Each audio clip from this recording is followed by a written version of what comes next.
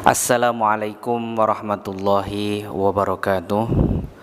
Alhamdulillahirabbil alamin wassalatu wassalamu ala asyrafil anbiya'i wal mursalin sayyidina wa maulana Muhammadin wa ala alihi wa ashabihi ajma'in, amma ba'du. Insyaallah dalam kesempatan kali ini kita akan melanjutkan pembahasan di dalam kitab Al-Aqidah At-Tahawiyah yang dikarang oleh Al-Imam Ibnu Abil Aiz Al-Hanafi rahimahullahu ta'ala. Musannif mengatakan tentang keimanan kepada Rasulullah, kepada utusan Allah Subhanahu wa ta'ala, dengan perkataannya, wa inna Muhammadan abduhu al-Mustafa, dan sesungguhnya Nabi Muhammad sallallahu alaihi wasallam adalah hamba Allah yang dipilih, yang istimewa. Wa nabiyuhu al-mujtaba, dan juga nabinya Allah yang diagungkan. Wa rasuluhu al-murtada, dan juga rasulnya Allah yang diridhoi. Artinya Rasulullah Muhammad sallallahu alaihi wasallam mendapatkan kemuliaan dari Allah Subhanahu wa taala untuk menjadi nabi dan juga menjadi rasul. Hal ini berdasarkan firman Allah Subhanahu wa taala di dalam surah Al-Isra ayat yang pertama. Allah Subhanahu wa taala berfirman, A'udzu billahi minasyaitonir rajim. Subhanalladzi asra bi'abdihi. Maha suci zat yang telah memperjalankan hambanya di malam hari. Artinya Rasulullah sallallahu alaihi wasallam adalah Abdullah, hamba Allah, seseorang yang sangat dikasihi oleh Allah Subhanahu wa taala. Lalu apa perbedaan seorang nabi dan juga seorang rasul? Para ulama berbeda pendapat dalam hal ini. Seorang nabi adalah annaman nabba'ahu Allahu bi khabaris sama. Seorang nabi adalah orang yang mendapatkan wahyu dari langit. In amarahu an yubaligha ghairahu fahuwa nabiyyun wa rasulun. Ketika dia diperintahkan untuk menyampaikan kabar tersebut kepada orang lain, maka dia adalah seorang rasul. Jadi nabi adalah orang yang diberikan kepadanya wahyu, tetapi belum tentu diperintahkan untuk menyampaikan wahyu tersebut.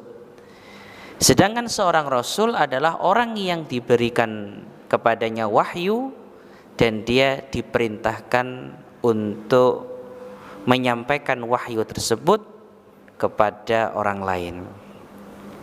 Makanya rasul adalah seorang utusan, ya.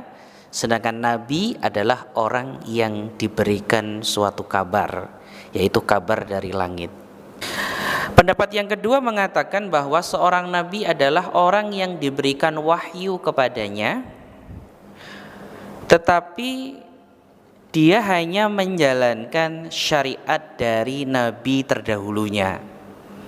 Artinya dia tidak diberikan kitab, dia tidak diberikan syariat yang baru, tetapi dia hanya diperintahkan untuk menjalankan syariah, ya, dari nabi sebelumnya. Ini seorang nabi. Sedangkan seorang rasul adalah orang yang diperintahkan untuk menyampaikan wahyu dan diberikan kepadanya kitab suci, diberikan kepadanya syariah, sehingga jelas sekali perbedaan antara seorang nabi dan juga seorang rasul. Kemudian musannif melanjutkan, wa imamul atqiya. Nabi Muhammad sallallahu alaihi wasallam adalah imamnya para orang-orang yang bertakwa. Wa sayyidul mursalin, dan juga penghulunya para utusan-utusan. Perlu kita ketahui banyak sekali rasul-rasul yang sudah diutus sebelum Rasulullah Muhammad sallallahu alaihi wasallam.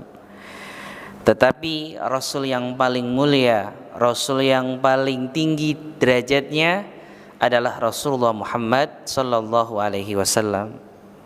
Rasulullah sallallahu alaihi wasallam bersabda, "Ana sayyidu waladi Adam yaumal qiyamah." Aku adalah sayyidnya, penghulunya anak cucu Adam nanti pada hari kiamat.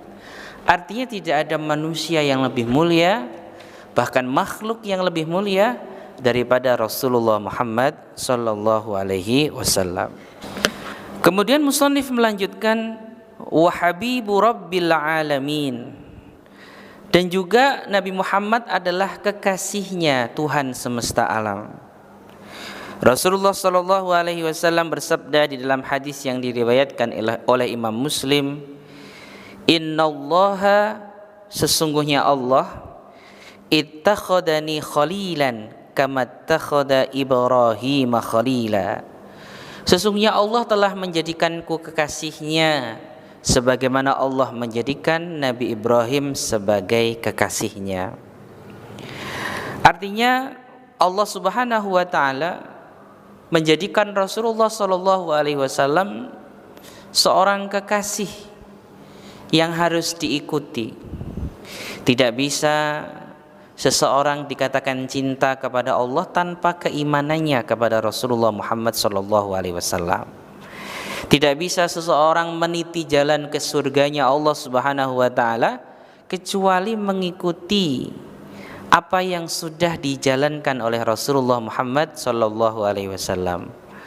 Maka Allah Subhanahu wa taala bersabda, "Qul in kuntum tuhibbunallah," ketika kalian mencintai Allah, "ittabi'uni yuhibbukumullah," maka ikutilah aku, maka Allah akan mencintai kalian. Kemudian musannif melanjutkan, wa kullu da'wan nubuwati ba'dahu faghayyun wa hawa. Dan setiap orang yang mengaku dia adalah seorang nabi setelah Nabi Muhammad sallallahu alaihi wasallam, maka itu adalah suatu kebohongan dan juga hanya sebuah hawa nafsu. Artinya ada tujuan keduniaan. Kemudian musannif melanjutkan, wa huwa al-mab'utsu ila 'amatil jinni wa kaffatil wara. Dan Rasulullah sallallahu alaihi wasallam diutus untuk seluruh bangsa jin dan juga manusia. Artinya syariat yang dibawa Nabi Muhammad sallallahu alaihi wasallam bukan hanya untuk umat manusia tapi juga untuk bangsa jin. Bil haqqi wal huda wa bin nuri wad diya, yang mana ajarannya dipenuhi dengan sesuatu cahaya, kebenaran dan juga suatu pancaran kebaikan. Maka tidak ada jalan keselamatan kita di dalam berfikir, di dalam beramal, di dalam menjalankan suatu hal, di dalam menjalankan suatu kebaikan, kecuali harus mengacu kepada apa yang dilakukan oleh Rasulullah Muhammad sallallahu alaihi wasallam. Kebenaran akan menjadi sesuatu yang subjektif ketika semua orang mempunyai pendapatnya sendiri-sendiri. Tetapi kebenaran akan menjadi suatu kebenaran yang hakiki ketika didasarkan dari Al-Quran dan juga sunnah Nabi Muhammad sallallahu alaihi wasallam. Semoga kita semuanya menjadi umat Nabi Muhammad sallallahu alaihi wasallam yang dicintainya, yang mendapatkan syafaatnya dan bisa meniti jalan sunnah-sunnahnya hingga kita menjemput kematian kita. Aqulu qouli hadza wa astaghfirullah li wa lakum. Wassalamualaikum warahmatullahi wabarakatuh.